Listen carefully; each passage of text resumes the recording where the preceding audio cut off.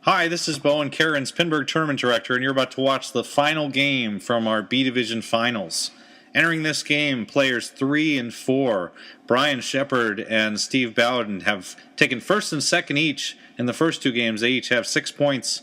Sergio Johnson with 2 points, Joe Scaletta with 0 points.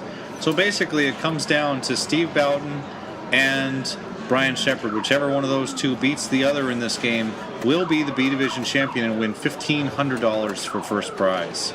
We'll start off with Joe Scaletta. A tight tilt on these games in the finals.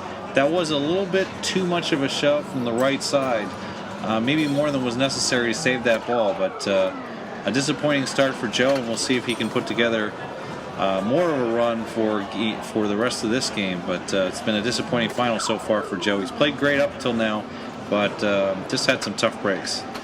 Our second player is Sergio Johnson from the DC Baltimore area, and Sergio's encountered something that's a little unusual on Future Spa compared to other games, which is a kick out on the left side.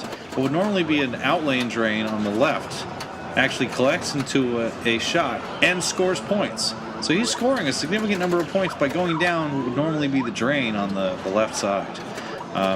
Each time he goes down that side, and a tough drain there off of the inline drop targets. Each inline drop target and each shot to that shot on the left side will collect one of the letters in Future Spa. Spelling out Future Spa is the primary goal of the game.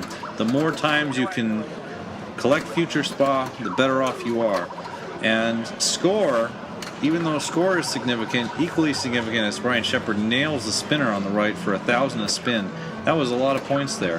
And now he's apparently making sure he collected the F target, hitting it about 3 or 4 times there consecutively. Collecting Future Spa letters is just as important as collecting score, because at the end of each ball, all the Future Spa letters, and there's the drain. One of those 4 on the left is the drain, the second one in. The rest are open, and if a player plunges either the T or the U at the beginning of the ball, as Steve Bowden plunges the U, that fourth one will close as well. So the entire left side of the game looks like there's an easy drain there, but there are actually no drains there. Those are all available to the player. Steve is able to save out from the right side. There is a drain on the right below that lower bumper, and the ball traveling down there, it's difficult to get out, but frequently can be brought out with a shake. It does require some shaking to get balls out of there. Steve is again trying to beat player 3, Brian Shepherd, to win the championship here, the B Division title and $1,500. Another nice out there from that dangerous right side, and Steve grazes the first inline drop target, which awards one of the letters in Future Spa, as well as advancing him towards the opportunity to collect bonus multipliers. The second, third, and fourth inline drops are bonus multipliers, and those are huge in terms of the scoring in the game. If any of the players can get to complete all those inline drops, they will have a significant chance of winning this game. So Steve's trying to collect the ball on the right flipper and gain access. There's a nice reflex shot into the 2X. He's got the ball again and just misses it for the 4X. As I said, that entire left side is wide open. So there's really no chance of him losing the ball down the left. Collecting the U, 4th, 5th time, no problem there. Steve has collected 5 letters in Future Spa. That compares favorably to what the other players have done to this point. And there's a drain, a tight drain down the right.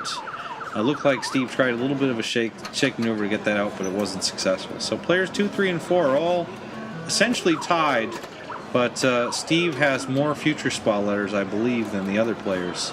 And Joe Scaletta will take over for ball 2. So another nice careful play on the right there.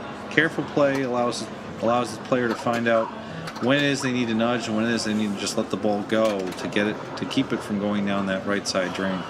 The left side drain, that drain is open, the third drain over, so it is possible to lose the ball down there right now because Joe has not made either the T or the U up at the top.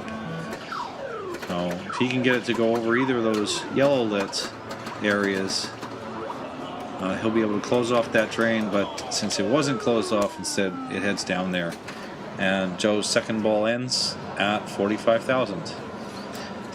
Taking over for ball 2 is Sergio Johnson, and we'll see if he can get there. He's actually collected the most letters. He's got 7 letters and is nearly completed the first run through Future Spa.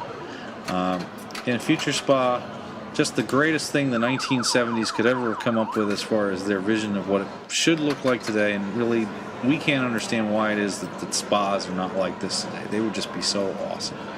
But in any case, the spa of the present is a little different than what Future Spa suggested we might be able to do.